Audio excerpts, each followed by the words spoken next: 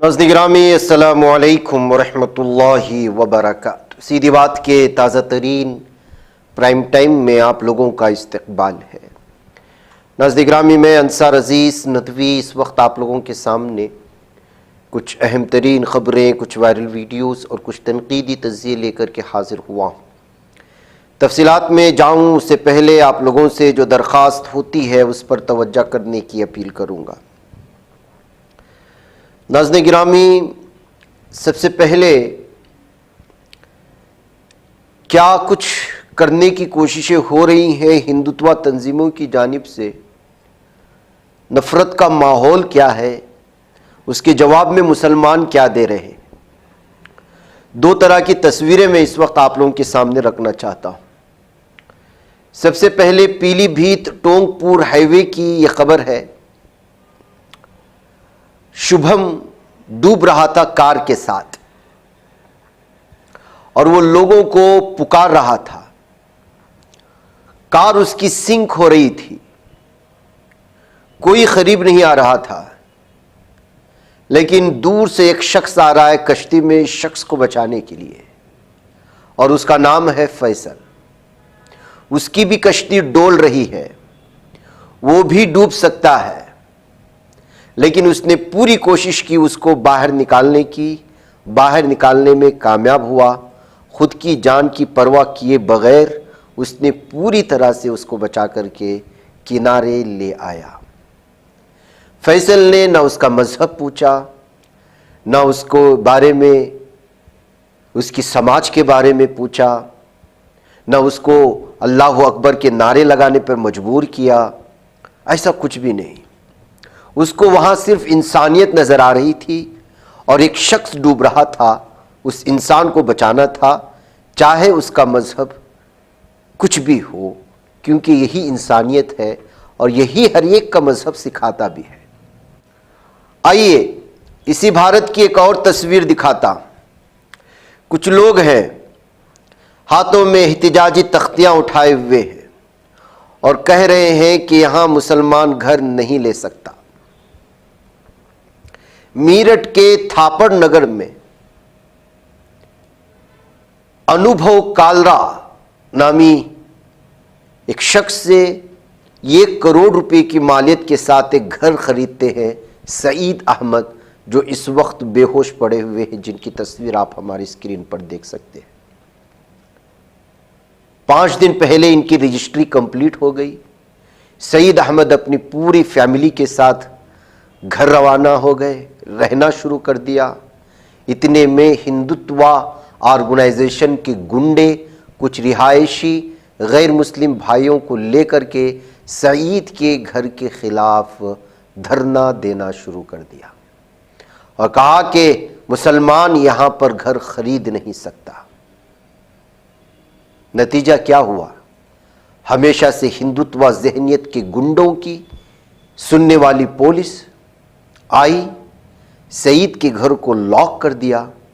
1 करोड़ की मालियत का घर खरीद कर 5 दिन में खुशी खुशी अपनी फैमिली के साथ अपनी सारी ज़िंदगी की पूंजी लगाकर ख़रीदा गया घर में जब रिहाइश पजीर हुआ, उसकी फैमिली को इन गुंडों ने, इस इंसानियत की दुश्मन ने जो है रहने नहीं दिया, तो सईद को हार्ट अटैक आ गया और वो इस वक्त हॉस्पिटल में मौत और ज़िंदगी की कशमकश के दरमियान में डोला हुआ है। एक तस्वीर वो थी फैसल की और एक तस्वीर ये है सईद अहमद की। इन्हीं हिंदुत्व दहशतगर्दों की वजह से एक हॉस्पिटल में जो है वो सोया हुआ है और वहाँ पर एक फैसल की वजह से शुभम नामी शख्स अपनी जान बचाकर किनारे पहुँचता है। कितना फ़र्क है दोनों कौमों में, दोनों लोगों में, दोनों धर्मों में। आप इन चीज़ों से ही अंदाज़ा लगा सकते हैं। ये कहते हुए इस तरह की अलग अलग तरह के इस वक्त तस्वीरें शेयर की जा रही है। नाज़रीन गिरामी, ये हकीकत है। ये लोग दुश्मनी में, अदावतों में, मुसलमानों का बाइकाट करने में, वो इक्तिसादी तौर पर हो, माशी तौर पर हो, तालीमी तौर पर हो, हर एक एतबार से हर एक जगह साजिशों का अंबार लगाए हुए, लेकिन मुसलमान उसको मोहब्बत से जवाब दे रहे हैं। अब ये मोहब्बत सब्र की इंतहा तक पहुंचते पहुंचते न जाने कितनी देर हो जाएगी। अगर वो बाढ़ पार हो गया तो फिर क्या सूरत हाल बनेगी, इसका हम अंदाजा नहीं लगा सकते। आइए गोरेगांव चलते हैं। विवेक स्कूल में बच्चियों को बुर्का पहनने से मना कर दिया और जो बुर्का पहन करके आ रही थी उनको दाखिले पर रोक दिया गया।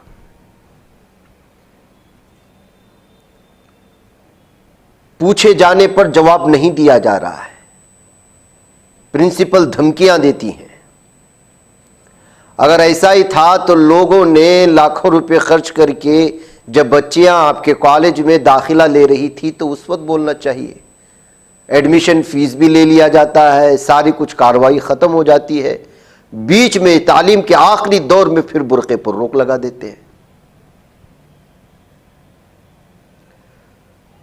ये MIM के एडवोकेट जहाना शेख भी वहां पहुंची इस सिलसिले में पूछने के लिए कि क्यों रोका जा रहा है। कहा कि चूंकि वो भी बुर्का पहनी हुई थी इसलिए उनको भी अंदर जाने नहीं दिया गया।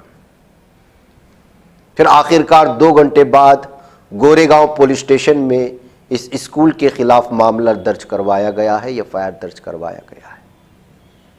ये इस वक्त की सूरत हाल है नाज़रीन गिरामी, जो एक एक करके निकल करके आ रही है कि आपका घेराव कैसे होता है, आपकी शनाख्त को, आपकी पहचान को किस तरह मिटाने की कोशिशें हो रही हैं तालीमी लाइन से, हर एक एतबार से। आइए क्या कह रही हैं एडवोकेट जहाना शेख, इसको सुनने की कोशिश करते हैं। इसके लिए आज हम लोग आए थे, कुछ स्टूडेंट हैं मेरे साथ में, और यहाँ की वाइस प्रिंसिपल ने मुझे एक स्टेटमेंट दिए कि यहाँ मेरे पास 3 पेरेंट्स आए थे, वो हमारा शुक्रिया अदा कर रहे हैं कि प्रिंसिपल आपका शुक्रिया, हमारी लड़कियों को आपके कॉलेज में आके फ्रीडम मिल गया है बुर्का उतारने के बाद जी। मैंने कुछ लड़कियों से बात की कि आप क्या फ्रीडम फील कर रहे हो, तो बोले नहीं, हमको तो ऑब्जेक्शन है कि हमारा बुर्का उतरवाया जा रहा है। मुझे शिकायत इसलिए है और आप लोगों को मैंने इसलिए आज यहाँ पर बोली हूँ कि मुझे जब अपॉइंटमेंट दिया गया था हमें गेट पर ही रोक लिया गया है कि आप अंदर नहीं आ सकते। मैंने उनसे क्वेश्चन की क्यों हम अंदर नहीं आ सकते, बोले कल आप आए थे तो हमारी प्रिंसिपल हमको चिल्ला रहे हैं कि आपने उन लोगों को अंदर क्यों आने दिया। मैंने उनसे क्वेश्चन की क्यों, क्योंकि हम किसमें बुरखे में आए हैं इसलिए हमें अंदर आने नहीं दिया जा रहा है। सबसे पहले मैं उन लड़कियों से रिक्वेस्ट करना चाहूंगी जो डरी हुई है, उनको कहीं ना कहीं ये प्रेशर बनाया जा रहा है कि अगर आप कहीं जाते हो, आवाज उठाते हो हमारे खिलाफ, बुरखे के आवाज उठाते हो कि आप हम बुरका पहन के नहीं आ सकते, तो उनका एडमिशन कैंसिल कर दिया जाएगा। तो मैं उनको ये चीज समझाना चाहूंगी, आपको डरने की जरूरत नहीं है, आप आइए। आपके लिए मुझे कोर्ट तक भी जाना पड़ेगा तो मैं एनी टाइम रेडी हूँ। आपके लिए मुझे जो कुछ भी करना पड़ेगा इंशाल्लाह मैं आपके लिए सब करूंगी। उन लड़कियों से रिक्वेस्ट करूंगी आप भी आइए और हमारे साथ सपोर्ट कीजिए। शाब्दी साहब जो मुंबई अध्यक्ष है, उनकी गाइडेंस में जैसा वो मुझे गाइड करेंगे मैं उनकी गाइडेंस में जो भी स्टेप लेना है आगे लूंगी। और हमारी पूरी पार्टी की टीम को यहाँ इकट्ठा भी होना पड़ेगा, तो इंशाल्लाह हम यहाँ सब एक साथ इकट्ठा होके लड़कियों के लिए आवाज उठाएंगे। और दूसरी चीज, ये लोग ने प्रोस्पेक्टस में मेंशन किया है कि लड़कियां बुर्का हिजाब ये सब नहीं पहन सकती, बट एडमिशन के टाइम पर नहीं। अगर इनको कुछ ऑब्जेक्शन था तो इनको न्यू एकेडमिक ईयर स्टार्ट होने से पहले ये चीज करना चाहिए था। ये लोगों ने अगस्त में एडमिशन स्टार्ट हुए और ये लोग ने कुछ 2 महीने के बाद प्रोस्पेक्टस में अपने ये चीज एड ऑन की। प्लस ये लोगों ने बॉयज के लिए क्या बोल रहे हैं कि बॉयज को कुर्ता पैजामा भी अलाउड नहीं है, बॉयज कुर्ता पैजामा पहन के नहीं आ सकते। ये मैंने कल उनसे यही बात की थी कि आपका अगर यूनिफॉर्म है कॉलेज का तो I agree, we are agree, हम लोग सब एग्री करेंगे, क्योंकि बच्चे यूनिफॉर्म में आएंगे तो जाहिर सी बात है एक कॉलेज के स्कूल के स्टूडेंट लगेंगे, बट यूनिफॉर्म नहीं है। यूनिफॉर्म है तो हम बच्चियों को खुद बोलेंगे आपके कॉलेज का यूनिफॉर्म है, आप यूनिफॉर्म में जाइए। अगर आपको बुर्का हिजाब पहन के आना है तो आप कॉलेज से बाहर बुर्का हिजाब पहन के आ जाइए। कॉलेज में एज अ रूल्स जो भी रूल्स एंड रेगुलेशन आप फॉलो करो, बट यूनिफॉर्म ही नहीं है ना। कहीं ना कहीं मैंने ये चीज नोटिस की हूँ कि एक पर्टिकुलर कल्चर को लेके, एक पर्टिकुलर रिलीजन को लेके हमें टारगेट किया जा रहा है। ये चीज मैंने कल वाइस प्रेसिडेंट के सामने, प्रिंसिपल के सामने रखी हूँ। उनको ये चीज बोली, मैडम इससे आप कहीं ना कहीं एक रिलीजन शो कर रहे, कुर्ता पैजामा प्लस बुर्का। अगर ऐसा है तो आपको सब चीज को फिर रोक लगाना चाहिए। देखिए हमें किसी चीज से प्रॉब्लम नहीं है, किसी के रिलीजन से कोई प्रॉब्लम नहीं है, बट एक चीज आप जाहिर सी बात है टीका लगाएंगे तो आप पहचान जाएंगे कौन से रिलीजन से। टीचर व्हाइट कलर का टीका लगा के बैठे थे तो उनको भी ये कहीं ना कहीं शो हो रहा है कि ये टीचर साउथ इंडियन है। तो अगर आप कॉलेज में हो तो कॉलेज सबके लिए इक्वल होना चाहिए, सबके लिए जो भी रूल्स एंड रेगुलेशन है सबके लिए। उधर नाज़िर-ए-गिरामी उत्तराखंड पुलिस ज़राए से मौसूला इत्तलाआत के मुताबिक NIA की टीम ने हल्द्वानी से कई ऐसे अफराद को हिरासत में लिया है जिनका दहली धमाके के कलीदी मुलजिम डॉक्टर उमर से ताल्लुक़ का इल्ज़ाम लगाते हुए दहली धमाके की जांच अब हल्द्वानी के बम्भोलपुरा तक पहुंच गई। कल देर रात NIA, दहली पुलिस, LIU और जिला पुलिस ने एक मस्जिद पर छापा मारा। छापे के बाद NIA टीम ने मुतादिद अफराद को हिरासत में लिया। NIA की टीम इनमें 2 अफराद को अपने साथ दहली ले गई। पुलिस ज़राए के मुताबिक दहली धमाके से हल्द्वानी का ताल्लुक उस वक्त सामने आया जब कलीदी मुलजिम डॉक्टर उमर की कॉल की तफसीलात की जांच की गई। उसके बाद दहली से NIA की टीम हल्द्वानी पहुंची और बम्भोलपुरा इलाके की एक मस्जिद पर छापा मारा था। मस्जिद के इमाम के खिलाफ कुछ अहम इशारे मिलने के इल्ज़ामात लगाए गए हैं। तो नाज़िर-ए-गिरामी, इस तरह से दहली में होने वाले धमाका और उमर के साथ ताल्लुकात के बिना पर किस तरह और ये तार कहाँ कहाँ और किस किस तरह जोड़े जा रहे हैं, ये इस खबर से भी आप अंदाज़ा लगा सकते हैं। इसकी मज़ीद कुछ तफसीलात नहीं आई हैं। उधर गुवाहाटी हाई कोर्ट ने AIUDF MLA अमीनुल इस्लाम के खिलाफ नाफिज कौमी सलामती एक्ट को मुकम्मल तौर पर मनसूख कर दिया है और उनकी फौरी रिहाई का हुक्म दिया है। ढंग असम्बली हल्के के MLA अमीनुल इस्लाम को इस साल 24 अप्रैल को जम्मू कश्मीर के पहलगाम में 22 अप्रैल के दहशतगर्दाना हमले को एक सियासी रैली में मरकजी BJP हुकूमत की साजिश कहने के इल्ज़ाम में गिरफ्तार किया गया था। इस पर BNES सेक्शन के तहत इल्ज़ाम लगाया गया था, जो कि पुरानी IPC की सेडिशन सेक्शन की तरह है। इसे 14 मई को इस मामले में जमानत मिल गई थी, लेकिन उसी दिन नागौन जिला कमिश्नर ने NSA के तहत नज़रबंदी का हुक्म जारी किया। पहलगाम के बाद आसाम हुकूमत ने अमीनुल इस्लाम समेत पाकिस्तान के हामियों के खिलाफ क्रैकडाउन शुरू कर दिया था और इस क्रैकडाउन में कुल 58 अफराद को गिरफ्तार किया गया। बहरकैफ एक सख्त दिफा नाफिज किया गया था जो इस वक्त मनसूख कर दिया गया है NSA का। बहरकैफ कहाँ से कहाँ और कैसे क्या कुछ होता है, जबकि इस हमले को लेकर के और धमाका खेज मवाद कहाँ से आया, इस बात को लेकर के न जाने हज़ारों लीडरान ने BJP पर जो है शक करते हुए या इल्ज़ाम लगाते हुए सवालात और एतराज़ात जताए हैं। यूट्यूब में कई लोग और फिर सोशल मीडिया में जब से वो धमाके हुए, अपोजिशन लीडरान भी इस सिलसिले में हमेशा से BJP से जवाब मांगा है, लेकिन इस तरह से जो है कार्रवाई ये को लेकर के भी लोगों ने सवाल उठाया है। उधर मोहनलाल सिखाड़िया यूनिवर्सिटी की vice chancellor professor Sunita Mishra Aurangzeb के हवाले से अपने बयान की वजह से जो है वो इस्तीफ़ा देने पर या मुस्ताफ़ी होने पर मजबूर हुई हैं। 2 माह की छुट्टी के बाद आखिरकार गवर्नर हरिभाव बागड़े ने उनका इस्तीफ़ा कबूल किया। मिश्रा के खिलाफ इल्ज़ामात की तहकीकात डिविजनल कमिश्नर की सरबराही में एक कमेटी कर रही थी। डॉक्टर BP सरस्वत उस वक्त यूनिवर्सिटी के वाइस चांसलर का इजाफी चार्ज संभाले हुए। राजस्थान की हिंदी दैनिक पत्रिका की खबर के मुताबिक प्रोफेसर सुनीता मिश्रा ने हाल ही में यूनिवर्सिटी के एक प्रोग्राम में मुग़ल शहंशाह औरंगज़ेब की तारीफ़ की थी, उन्हें काबिल मुंतज़िम करार दिया था। ये काबिल मुंतज़िम करार दिया था।